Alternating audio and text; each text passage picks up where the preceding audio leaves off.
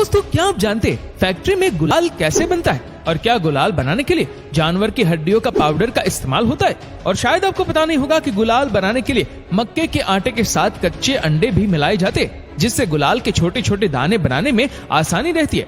चलिए जानते हैं फैक्ट्री में गुलाल बनाने की पूरी प्रोसेस के बारे में। दोस्तों, वीडियो अंत तक देखें और पसंद आए तो शेयर जरूर करें। दोस्तों, फैक्ट्री में गुलाल बनाने की शुरुआत होती है इन खेतों से। सुनने में बड़ा अजीब लग रहा होगा, लेकिन सच्चाई यही है। मेरे दोस्त, मैं ऐसा इसलिए कह रहा हूँ क्योंकि गुलाल बनता है मक्के से और मक्का उगता है खेत में।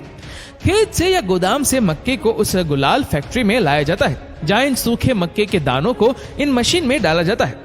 ये मशीन कुछ खास काम नहीं करते, बस मक्के के दाने को उसके छिलके से अलग कर देती है। छिलका और दाना अलग हो जाने के बाद हमारे पास बिल्कुल सफेद मक्का बचता है, जिसे कन्वेयर बेल्ट की मदद से आगे भेजा जाता है, जो जाते जाते सीधा चक्की में चला जाता है।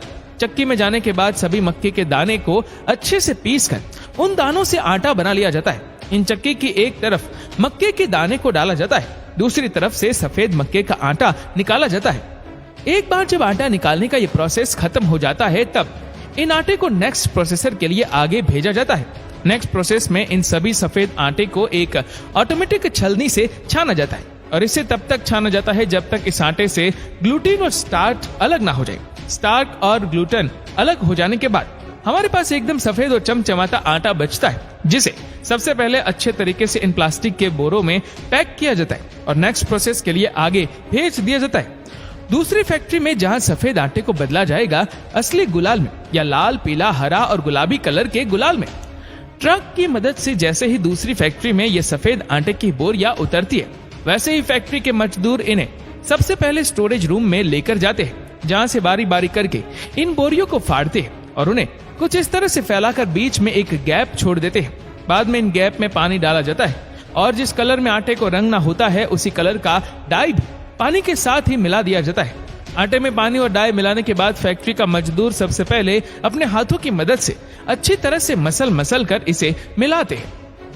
वैसे हाथों से मिलाने की टेक्निक को तब इस्तेमाल किया जाता है जब गुलाल की क्वांटिटी कम हो, लेकिन जब गुलाल की क्वांटिटी ज्यादा होती है तब फैक्ट्री के मजदूर इसे एक बड़ी सी लकड़ी की चप्पू की मदद से कुछ इस तरह से मिलाते हैं। मजदूर जब अपने लेवल पर इस मिक्सिंग के काम को कंप्लीट करने पर है, तब इसे एक ऑटोमेटिक मिक्सिंग मशीन में डाला जाता है, जहाँ इन आटे को और अच्छे तरीके से महीन रूप से पेशा जाता है, ताकि गुलाल एकदम महीन और सॉफ्ट बन सके।